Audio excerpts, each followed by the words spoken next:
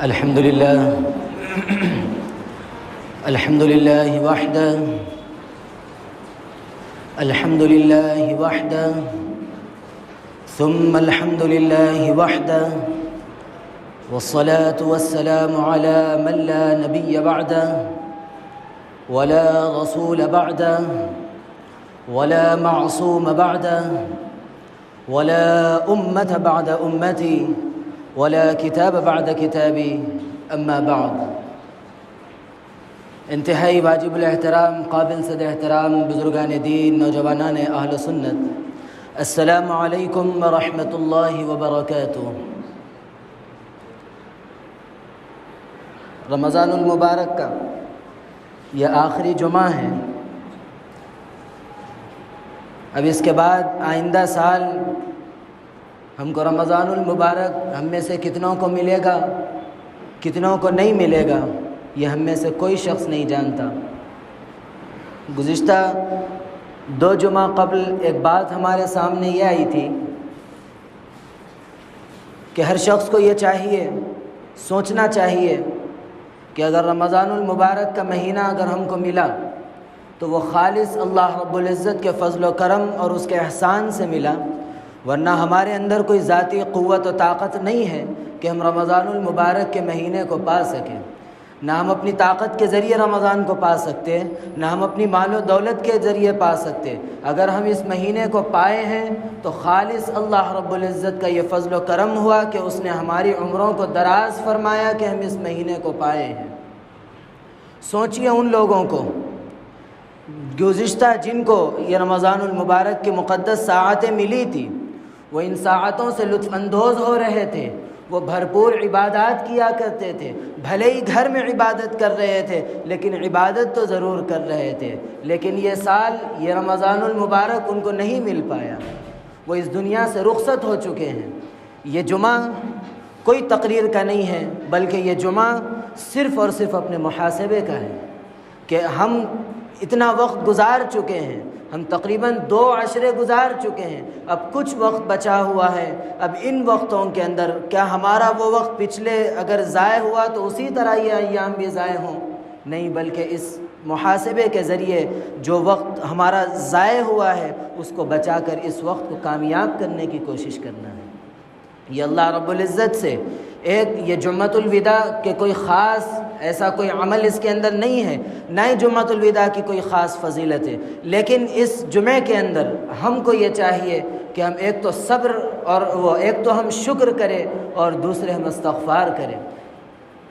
شکر تو اس وجہ سے کریں کہ اللہ رب العزت نے ہم کو یہ مہینہ دیا، عبادات کی توفیق دی، ہم کو روزہ رکھنے کی توفیق دی، 5 وقتہ نمازوں کے اہتمام کی توفیق دی، تراویح کے 20 رکعات پڑھنے کی توفیق دی۔ اگر اللہ رب العزت ہم کو اگر اس میں سے کسی ایک دولت کو بھی چھین لیتے تو بتاؤ ہم کیا کر سکتے تھے؟ ہمارے اندر کوئی طاقت و قوت نہیں تھی کہ ہم کچھ کر سکیں، لیکن اللہ نے ہمیں توفیق دی، اللہ نے ہمیں طاقت دی۔ یہ شکر کا مقام ہے۔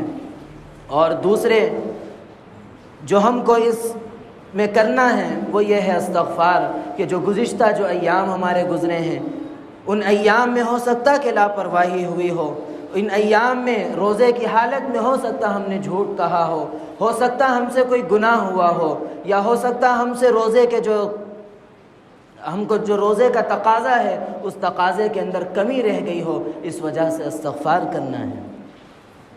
اس دن کے تعلق سے سوشل میڈیا پر ایک میسج چل رہا ہے، وہ یہ کہ اس جمعے کے اندر 4 رکعت پڑھیں کہ جس کے اندر سورہ فاتحہ کے بعد 7 مرتبہ فلاں سورہ، 7 مرتبہ فلاں سورہ، ایسا اگر کرتے ہیں تو آپ کی اتنی نمازیں جو قضا ہے وہ معاف ہو جائے گی۔ یہ میسج چل رہا ہے۔ ہم جب یہ میسج دیکھے تو ہمارا ذہن کیا بولا؟ کیا ہو سکتا ہے؟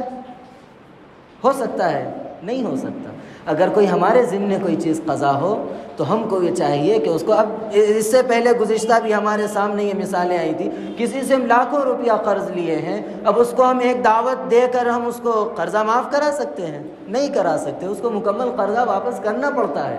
اسی طرح 4 رکعت کے ذریعے آپ کی ساری عمر کے نہ نمازیں قضا ہو سکتی ہے، نہ قضا نمازیں پوری ہو سکتی ہے، اور نہ آپ کے کچھ رکعتوں کی بنیاد پر نہ آپ کے کبیرہ گناہ معاف ہو سکتے ہیں، بلکہ آپ کو یہ چاہیے کہ اپنے گناہوں کی معافی اللہ سے مانگنی پڑے گی، یا پھر آپ کے اگر کچھ چیزیں قضا ہو تو آپ کو وہ قضا کرنا پڑتا ہے۔ اسی لیے اگر کوئی آپ کو بھیجے تو سب سے پہلے تو چاہیے کہ اس کا جم کے رد کر دینا چاہیے۔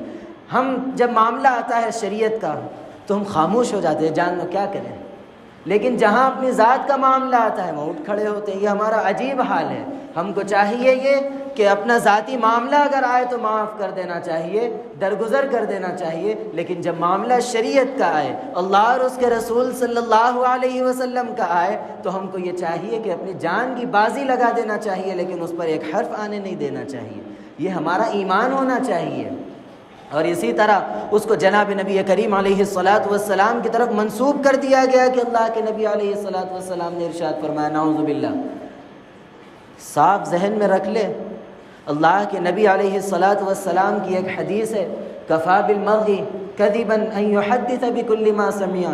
ہمارے یہاں مکتبوں میں چھوٹے چھوٹے بچوں کو یہ حدیث یاد دلائی جاتی ہے کہ آدمی کے جھوٹا ہونے کے لیے صرف اتنا ہی کافی ہے کہ وہ ہر سنی سنائی بات بیان کرنا شروع کر دے۔ وہ ایک کان سے سنا ہے، دوسری جگہ بیان کر رہا ہے، وہ آنکھوں کے مشاہدہ نہیں ہے اس کا۔ تو اگر ایسا کوئی بات بیان کرتا ہے تو وہ تو جھوٹی بات ہے۔ ہم تو سنی سنائی آئی ہے آگے بھیج دی، ہم جانتے ہی نہیں ہے وہ سچ ہے یا جھوٹ ہے۔ اسی لیے تحقیق کے بغیر کبھی بھی کوئی بھی میسج فارورڈ نہیں کرنا چاہیے۔ اور دوسری چیز، جناب نبی کریم علیہ الصلاۃ والسلام نے ارشاد فرمایا، اگر کوئی چیز میری طرف اگر غلط منسوب کی گئی، یعنی اللہ کے نبی علیہ الصلاۃ والسلام کی طرف، تو اس کو یہ چاہیے کہ اپنا ٹھکانہ جہنم میں بنا لے۔ اسی لیے ان چیزوں سے احتیاط کرنا چاہیے۔ بہرحال اصل بات یہ چل رہی تھی کہ یہ مہینہ اگر اللہ رب العزت نے ہم کو دیا تو جہاں ہم عبادات کر رہے ہیں، ہم کو عبادات کی توفیق مل رہی ہے، وہیں یہ سوچئے کچھ افراد وہ ہیں جن کو یہ مہینہ تو ملا ہے لیکن وہ روزے نہیں رکھ سکتے ہیں، بیماری کی وجہ سے یا کمزوری کی وجہ سے وہ روزہ نہیں رکھ پا رہے ہیں۔ گزشتہ سال وہ مسجد کو آ کر 5 وقتہ نمازوں کا اہتمام کیا کرتے تھے، لیکن یہ رمضان ان کے لیے ایسا مشکل ہو چکا ہے کہ وہ مسجد کو آ کر 5 وقتہ نماز کا اہتمام نہیں کر پا رہے ہیں۔ تو ہم کو یہاں پر بھی اللہ کا شکر بجا لانا چاہیے کہ اللہ نے ہمیں طاقت و قوت بخشی کہ ہم مسجد کو آ رہے ہیں، رمضان کے روزے بھی رکھ رہے ہیں، مسجد کو آ کر نمازوں کا اہتمام بھی کر رہے ہیں۔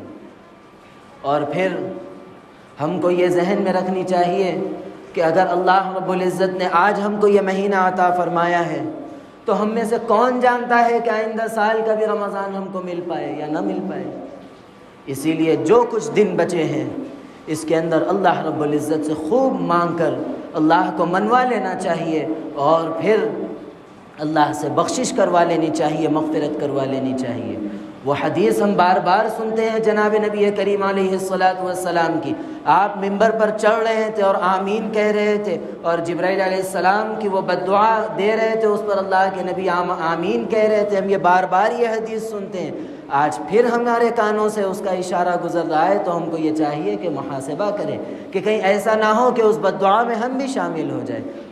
حضرت جبرائیل علیہ السلام نے بددعا دی ہے کہ اگر کسی کو رمضان المبارک پائے اور وہ پھر اپنی مغفرت نہ کروا لے تو اس کی ہلاکت کی بددعا ہے۔ اس لیے ایسا نہ ہو کہ ہم یہ مہینہ پائے بھی ہوں لیکن ہم اپنی مغفرت نہ کروائے ہوں، تو بتاؤ ہم اس بددعا میں شریک ہوں گے یا نہیں ہوں گے؟ اسی لیے اپنی مغفرت کروانا ہے۔ اور پھر اسی طرح رمضان المبارک کی جو آخری رات ہوتی ہے، یعنی عید الفطر کی رات، جس کو چاند رات کہتے ہیں، جس کو لیلۃ الجائزہ کہتے ہیں، اس رات کے اندر خیر اب اس سال اور گزشتہ سال تو ایسا حال نہیں ہے، لیکن گزشتہ سالوں میں یا ہو سکتا آئندہ سالوں میں ایسے حالات پیدا ہوں کہ بازار کھل جائیں، تو ہمارا حال کیا ہوتا ہے؟ ہم کس طرح اس رات کو گزارتے ہیں؟ اللہ کے نبی علیہ الصلاۃ والسلام نے کچھ اشارے دیے ہیں کچھ مواقع کے بارے میں کہ ان مواقع کے اندر دعاؤں کی قبولیت ہوتی ہے۔ ان مواقع میں سے ایک موقع لیلۃ الجائزہ کا بھی ہے کہ اس رات کے اندر اللہ رب العزت دعاؤں کو قبول کرتے ہیں۔ ہم ان وقتوں کے اندر ہماری یہ راتیں کس طرح گزرتی ہے، یا تو ہماری راتیں بازار میں گھومتے ہوئے گزر جاتی ہے، یا ہماری راتیں ٹھیٹھی ٹھاٹھا میں گزر جاتی ہے، اسی طرح ہم اس رات کو گزار دیتے ہیں۔ تو ہم کو یہ محاسبہ کرنا چاہیے کہ گزشتہ راتیں ہو سکتا ہے کہ ہم نے تباہ کی ہوگی، لیکن اس رات کو ہم کو بچانا ہے، اللہ سے مانگنا ہے، اللہ کو منوانا ہے، اور اللہ کو راضی کر کے ہم اپنی مغفرت کروانا ہے، ہم اپنی بخشش کروانا ہے، اور ہم بھی رحمت کے مستحق بننا ہے، اللہ سے مانگ کر بننا ہے۔ یہ وقت مانگنے کے ہیں، رمضان المبارک کا مہینہ اللہ سے مانگنے کا ہے۔ اللہ کی رحمت تو جوش میں ہوتی ہے اور ہم ٹھنڈے پڑے ہوئے رہتے ہیں، ایسا نہیں ہونا چاہیے، بلکہ جب اللہ کی رحمت جوش میں ہو رحمت کے لیے، مغفرت کے لیے، تو ہم بھی جوش میں آ کر، جذبے میں آ کر ہم اللہ سے اپنی مغفرت کروا لینا چاہیے، ہم اپنی بخشش کروا لینی چاہیے، اور ہم کو اپنے گناہوں کو معاف کروا لینا چاہیے۔ اور اسی طرح عید الفطر کے متعلق کچھ باتیں ہیں، وہ یہ ہیں کہ عید الفطر سے پہلے صدقۃ الفطر نکالا جاتا ہے، گیہوں کے اعتبار سے، یا پھر کشمش کے اعتبار سے، یا جو کے اعتبار سے، یا پھر کھجور کے اعتبار سے نکالا جاتا ہے۔ اس سلسلے میں ہم کو یہ چاہیے کہ اس کا اہتمام کریں۔ یہ صدقۃ الفطر ہے کیا؟ حضرت عبداللہ ابن عمر اور حضرت عبداللہ ابن عباس رضی اللہ عنہ فرماتے ہیں کہ یہ صدقۃ الفطر دو چیزیں اس کے اندر ہیں۔ پہلی یہ کہ جو رمضان المبارک کے اندر کمی بیشی رہ گئی ہے، جو روزوں کی ادائیگی میں ہماری جو کمی بیشی رہ گئی ہے، اس کو پورا کرنے کے لیے ہے، اور یہ کفارہ ہوتا ہے، اور دوسرا اس کے اندر غریبوں کا فائدہ ہوتا ہے۔ اسی لیے صدقۃ الفطر ادا کرنے کی کوشش کرے، اپنی حیثیت کے بقدر ادا کرے۔ ایسا نہ ہو کہ کوئی باحیثیت ہے وہ اگر کشمش کے ذریعے ادا کرے، مثال کے طور پہ کشمش سے 840 روپے کا صدقہ فطر بنتا ہے تو وہ اس سے ادا کریں۔ ایسا نہ ہو کہ مالدار شخص ہے اور وہ گیہوں سے ادا کر رہا ہے 70 روپے، ایسا نہ ہو، بلکہ ہر آدمی اپنی حیثیت کے مطابق ادا کرنے کی کوشش کرے، اور ہمیشہ یہ سوچے کہ غریب کا فائدہ کس طرح ہو جائے، یہ فکر کرنی چاہیے۔ اچھا، صدقۃ الفطر کب ادا کرنا چاہیے؟ صدقۃ الفطر چاہیے یہ کہ عید سے پہلے ادا کر لینا چاہیے۔ یہ مسئلہ بھیجا گیا تھا مسجد کے گروپ وغیرہ پر کہ اگر کوئی شخص عید کی نماز کے بعد اگر ادا کرتا ہے تو اس کو صدقہ فطر کا ثواب نہیں ملتا، اس کو صرف ایک نفلی صدقے کا ثواب ملتا ہے۔ اسی لیے عید سے پہلے صدقہ فطر ادا کرنے کی کوشش کریں۔ اور اسی طرح عید کی نماز کے سلسلے میں جو باتیں ہیں وہ تو عید کے دن آئیں گی، لیکن عید کی نماز کا وقت تو اشراق کا وقت رکھا گیا کہ انشاءاللہ اشراق کا وقت جیسا ہی شروع ہوگا عید کی نماز ہوگی۔ اشراق کا وقت، فجر کی نماز کا جب وقت ختم ہوتا ہے 20 منٹ کے بعد اشراق کا وقت ختم ہوتا ہے، تو غالباً 6:05 یا 6:10 چل رہا ہے، تو اسی لیے انہی وقت میں عید الفطر ادا کی جائے گی۔ لیکن آخر میں پھر ایک بار ہم جمعۃ الوداع ہے، اس کی کوئی بطور خاص کوئی اہمیت نہیں ہے جمعۃ الوداع کی، اچھی طریقے سے ذہن میں رکھ لے کہ جمعۃ الوداع ہے، آخری جمعہ ہے، فلاں فضیلت ہے۔ جس طرح عام جمعے ہیں اسی طرح یہ بھی جمعہ ہے، رمضان المبارک کے جس طرح دیگر جمعہ ہے اسی طرح یہ بھی جمعہ ہے۔ اس کی کوئی خاص فضیلت یا اس کے اندر کوئی خاص کہ جمعۃ الوداع کا جمعہ پڑھنے کی وجہ سے 10,000 بڑھ جائے گا یا فلاں ہو جائے گا، ایسا کچھ نہیں ہے۔